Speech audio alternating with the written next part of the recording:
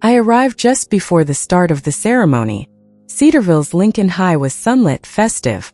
Red and gold streamers fluttered at the gymnasium entrance. Proud families clustered outside, adjusting corsages, triple-checking camera angles. My own uniform, army greens sharp at the creases, boots shined the night before, caught a few glances as I stepped inside. Some respectful, some not. I didn't wear it for them. I wore it for my daughter. She was graduating. Her name would be called. I had missed so many things, birthdays, scraped knees, science fairs, but not this. Not her moment. Inside, the air was thick with perfume and popcorn and the high-pitched murmur of 1,000 conversations. I walked through the double doors. The gym swelled with motion. Parents waved. Graduates peeked from behind the stage curtain. I stood still for a moment, letting my eyes adjust. That's when I heard it. Who's that? A zombie soldier? A boy's voice. Laughing. I turned just enough to see him. A teenager, maybe 16, in a suit too big for his frame. He nudged the girl beside him, proud of himself. A few nearby students laughed with that casual cruelty young people can carry, not knowing the cost of their words. He was pointing at me. My uniform. My face. I knew what they saw. The scar on my right cheek pulls slightly when I smile. The skin runs deep and hard along the bone, healed but not hidden. It was earned outside Aleppo. I had shielded a young private from a suicide blast. My body absorbed the worst of it. Metal and flame. I spent 2 weeks unconscious, then another 2 with my hand in a cast. Then back to work. There was no parade for that. Just more dust, more bodies, more medevac runs. I kept walking. But I saw her, my daughter, near the curtain, just out of sight from the crowd. She'd heard them. Her head dropped slightly. She didn't look at me. She was pretending not to notice. Pretending not to be ashamed. That, more than any wound I'd ever taken, was what hurt. I found my seat near the front. One of the reserved rows. The kind of spot a mother earns. Even there I felt it. The shifting. A woman to my left leaned into her husband and whispered, not quite low enough. At least wear some makeup. Another man adjusted his chair, as if my presence had unsettled the symmetry. I stared at the stage. I would endure it. Not for myself. For her. Because I'd missed too much already. Because I wasn't going to miss this. Then, before the ceremony began, something else, something colder, cut through the murmur. Cover up that horror movie face. A man somewhere a few rows back. His voice sharp. Loud enough to carry. Laughter followed. Quick. Unkind. And I froze. Not from fear. Not even from humiliation. But from weariness. The kind that lives deep in the bone. The kind you carry silently through airport layovers, missed anniversaries, funerals with folded flags. Then I heard it. 15 pairs of boots rising at once. The sound of heels against the gym's polished wood floor, unified, deliberate. A line of Marines in dress blues stood. Silent. Unblinking. One stepped forward. He looked straight at me. I recognized the eyes. But not the man. And then he saluted. Sharp. Clean. Meant. The room fell silent. He spoke. I didn't know she would be here. But if it weren't for her. He paused. Looked behind him. Then back at the crowd. I wouldn't be here. And neither would my son. A boy stood in the back row of the graduates. Young. Tall. Same eyes. I remembered the day. I had dragged his father from the rubble with my left arm broken. My side torn open. But I had gotten him out.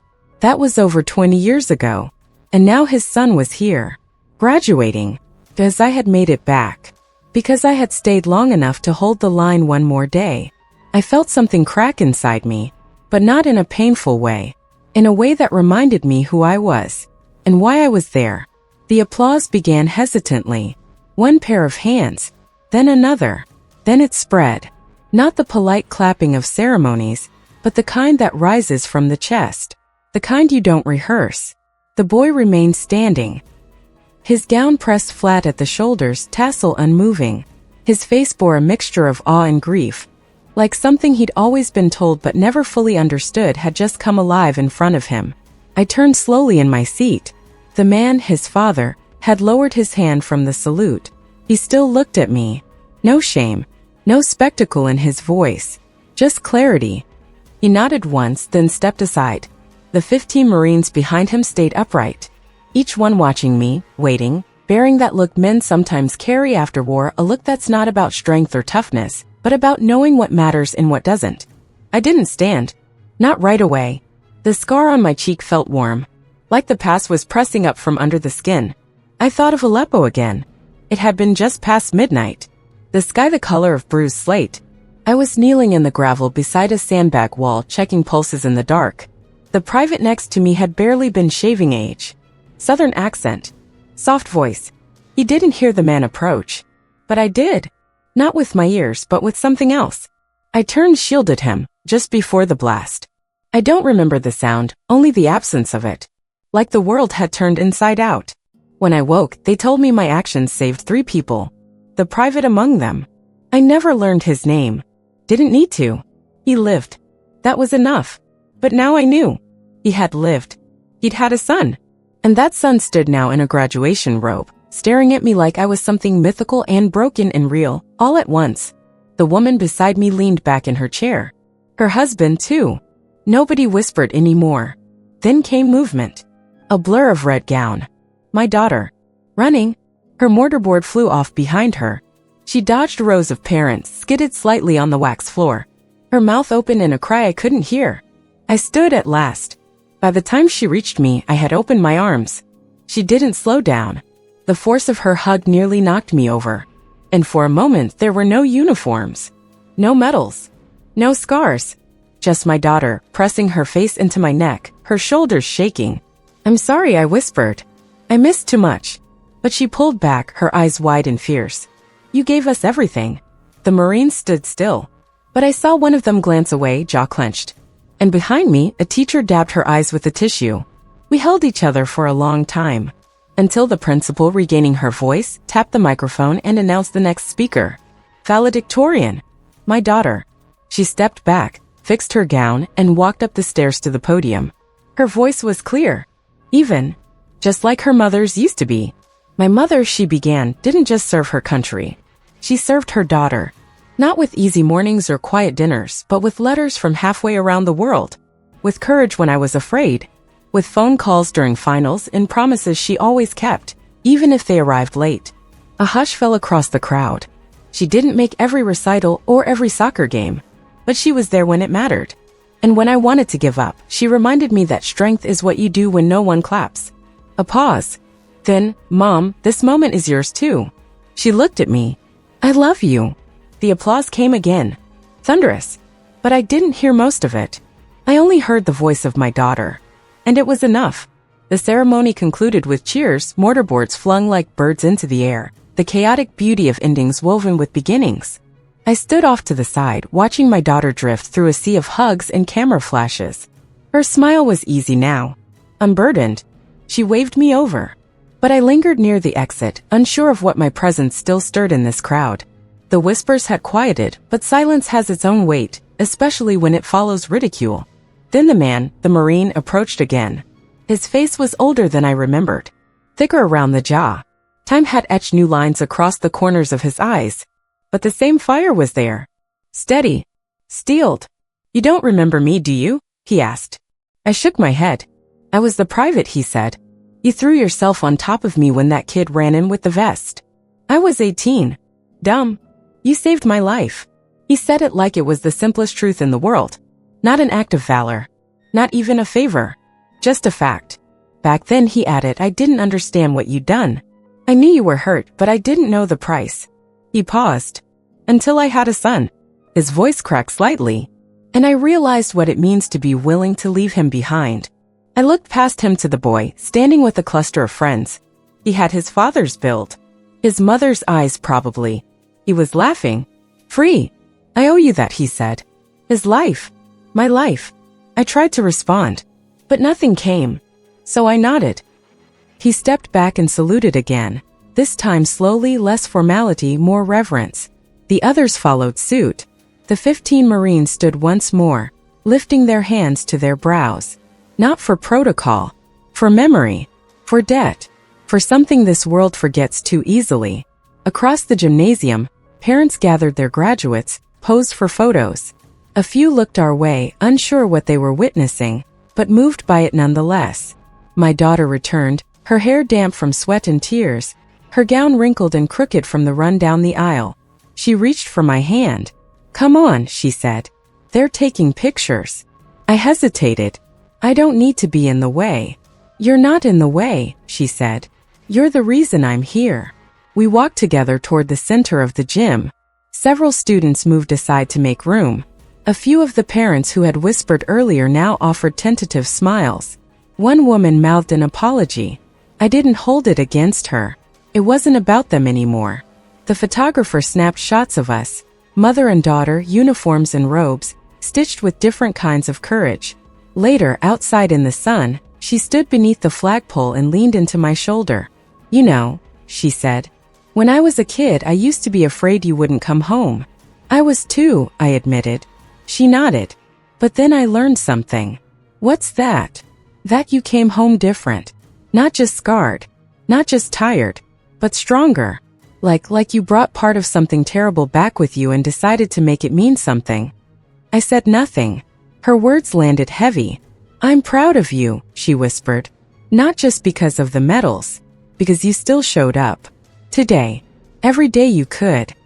I squeezed her hand, and I thought of all the moments I had missed. The lullabies sung over a sat phone. The birthday card that arrived 2 weeks late, torn at the corner. The school play I watched on video 6 months after it happened. And yet here she was, holding my hand, choosing presence over perfection. A small crowd had formed, curious to know the full story. A teacher approached, notebook in hand, asking gently, "Would you be willing to speak to our history class? About your service?" I hesitated, but my daughter answered for me. She'd be honored. The principal offered a handshake. A few students clapped when I turned, and just like that, the room began to shift. I wasn't a zombie soldier anymore. I was a veteran, a mother, a protector, someone who'd bled for others, and still stood. We left the gym late. I drove her home, both windows down, the wind pressing the silence into something peaceful. She rested her head against the seat, her cap in her lap, fingers brushing the tassel. At a stoplight, she turned to me and asked, "Do you regret it? The war?" "No," she said. "All of it." I thought for a long time. "I regret the pain it caused you," I said. "But I don't regret why I went, or why I stayed." She nodded. "I don't regret who it made me." She turned to the window again. "Me neither." We drove the rest of the way without speaking. The house was still, warm with afternoon sun. A cake waited in the kitchen. Her friends were arriving in an hour. I knew this would be my moment to step back. But before I did, she reached for me again. One last time. "Thank you, Mom," she said. "For what?" "For being stronger than I knew." I sat alone on the back porch as the graduation party came to life inside. Through the kitchen window, I watched her move from room to room, laughing, accepting hugs, posing with friends. She looked happy, and that was all I ever wanted. I stayed outside, not because I wasn't welcome, but because I still wasn't sure how to belong in peace. Not fully. The porch was quiet. Just the soft hum of wind in the trees and the clink of plates being set indoors. A bird chirped somewhere beyond the fence. The air was warm, but my fingers still felt cold. Maybe it was just nerves, or the way memory sometimes lives under the skin. From my pocket, I pulled out a photograph. Old, creased, faded from dust and sweat and time. It was a picture of me and my unit, taken a week before the incident in Aleppo. We were laughing, arms over each other's shoulders, helmets tilted back. Most of them were gone now. Some buried. Some disappeared into their own silence. We were young, strong, and unsure how long any of us would last. I traced a finger over one face. His name was Everett. He died that night, shielding the rear as we evacuated. He didn't get to grow old, or see his daughter graduate. But I did. A door creaked behind me. Footsteps. I looked up, expecting my daughter. But it was the Marine, the father, the man I had saved. He wore a collared shirt now, sleeves rolled to the elbow, the edge of a tattoo visible just beneath the fabric. He held 2 cups of water. "You looked like you needed a break," he said, handing one to me. I took it. Nodded. I did. He sat beside me, not speaking at first. The kind of silence that wasn't awkward, just settled. "She looks like you," he said after a while. "People say that," I replied. "She's stronger." "I doubt that. She's never seen war." He turned to face me, serious. "She's seen you live through it." That shut me up for a moment. Then he said, "You ever wonder if it was worth it?" "Every day." "And?" "I don't know," I said. "Maybe it's not supposed to feel worth it. Maybe it's just supposed to mean something." He looked down at the photograph still resting in my hand. "That your unit?" I nodded. He pointed to one of the men. "That's Everett, isn't it?" My breath caught. "You knew him?" He nodded. "He was my uncle. My mom's brother. She used to talk about him all the time when I was a kid. Said he was the bravest person she ever knew. Disappeared on a mission. She never got the full story." I felt something shift in my chest, like a puzzle piece moving after years of sitting still. "He didn't disappear," I said. "He stayed behind so we could get out." His eyes filled. Not tears. "Just wait." "Thank you," he said quietly, "for carrying that." I folded the photograph and slipped it back into my pocket. Some debts never leave you. I used to think I had to carry them alone. He nodded slowly. "You don't." Voices inside the house grew louder. Someone had started a toast. We both turned toward the sound. Through the window I saw her raise her glass, smiling, blushing at the attention. "She ever tell you what she's doing next?" he asked. "No. She's joining the Peace Corps." I blinked. "She said she wants to rebuild something. Make a place whole again. Said that maybe healing is a kind of service too." I smiled at that. Felt something unclench inside me. "She'll be good at it." "She already is," he replied. We sat for a while longer. Two soldiers in borrowed peace, watching the sun edge lower in the sky. Before he left, he stood and offered a hand. "I never said it properly," he said. "Thank you. Not just for saving me, for showing me what survival looks like." I took his hand. Firm. Calloused. Steady. "No thanks needed," I said. "Just keep passing it on." He nodded once, then returned inside. I remained on the porch until the light faded. At some point my daughter came out and sat beside me, her knees pulled up, her shoes kicked off onto the grass. "You okay?" she asked. I nodded. "Is it hard, being around so many people?" "Sometimes." She rested her head on my shoulder. "Want to leave?" she asked. "We could just go. Drive until we find somewhere quiet. You and me." I smiled. "No," I said. "You should stay. You've earned this." She was quiet for a moment. Then, "So have you." A breeze lifted her hair. And we stayed like that. Mother and daughter. Silence and peace. A rare stillness neither of us had ever really known. Tomorrow the world would go on. People would forget. But we wouldn't. The next morning came quiet and early. The party had ended hours before. Most of the guests had gone home.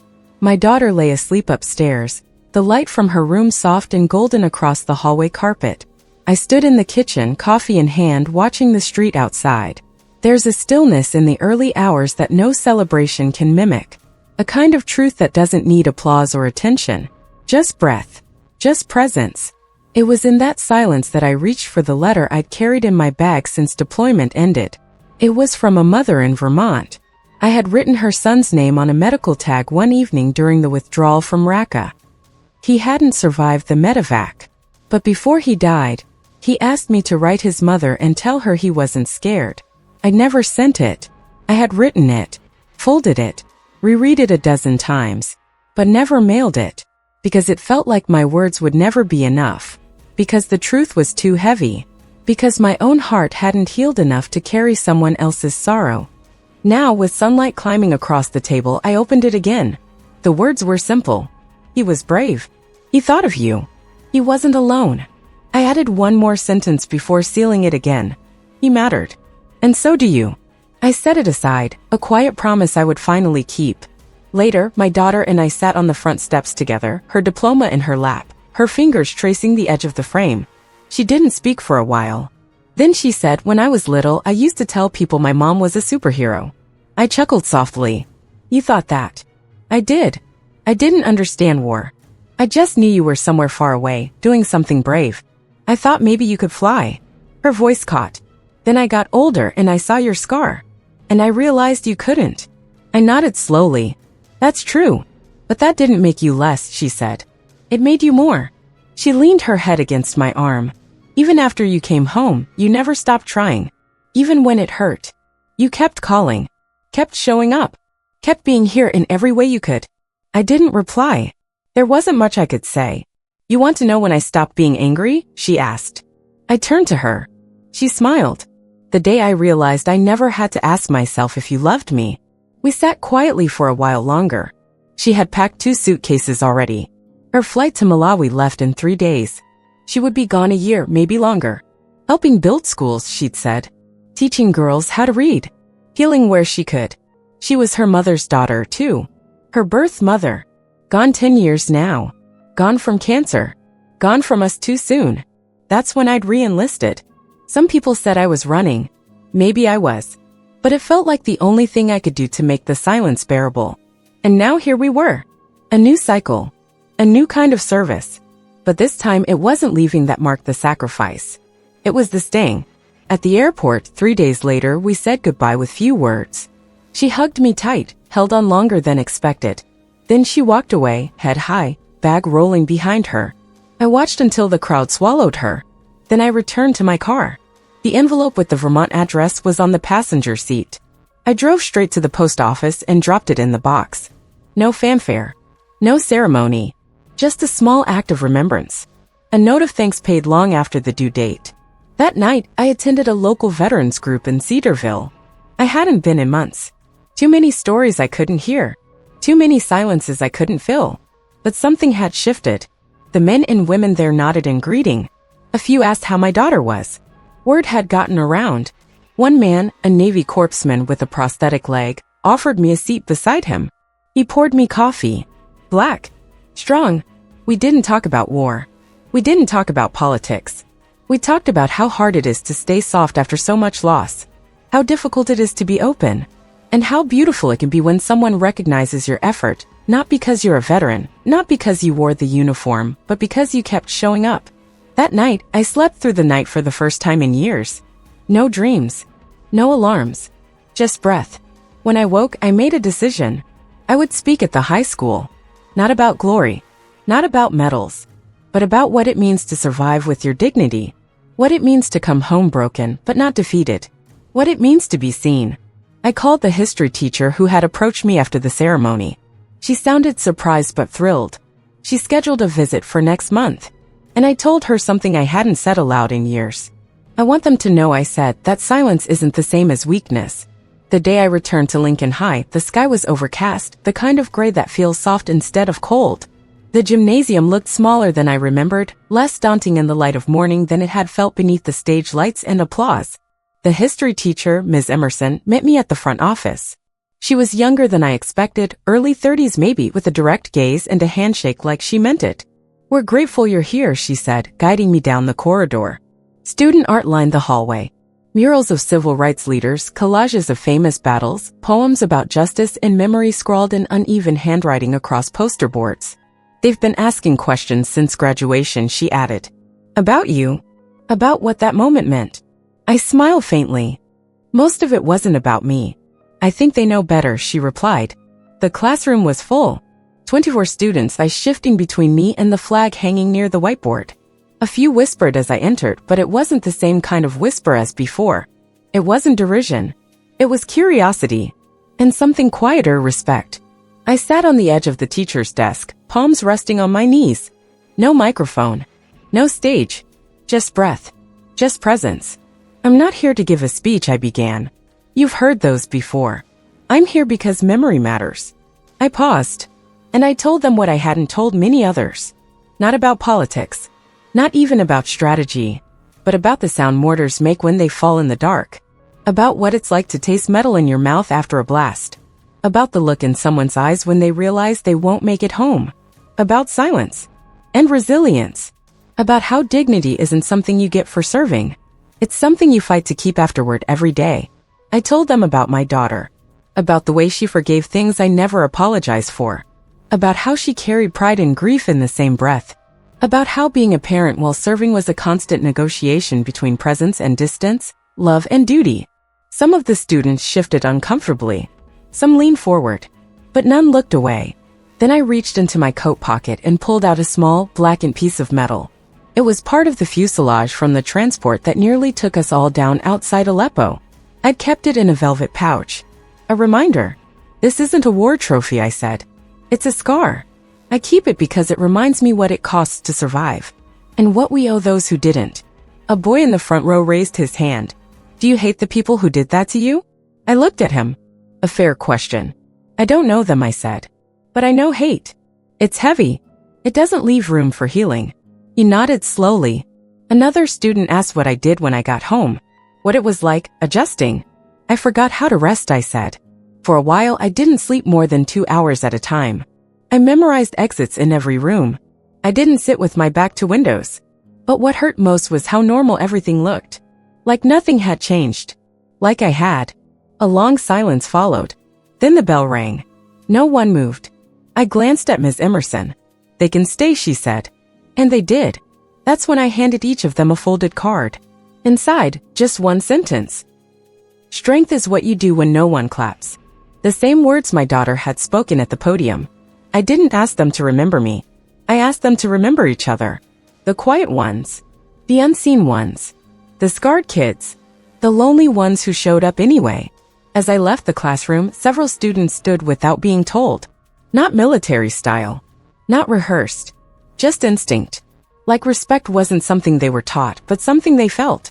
I returned to my car, exhaling deeply as I sat behind the wheel. The sun was beginning to push through the clouds. I reached for the envelope I tucked into the passenger seat that morning. It was addressed to my daughter.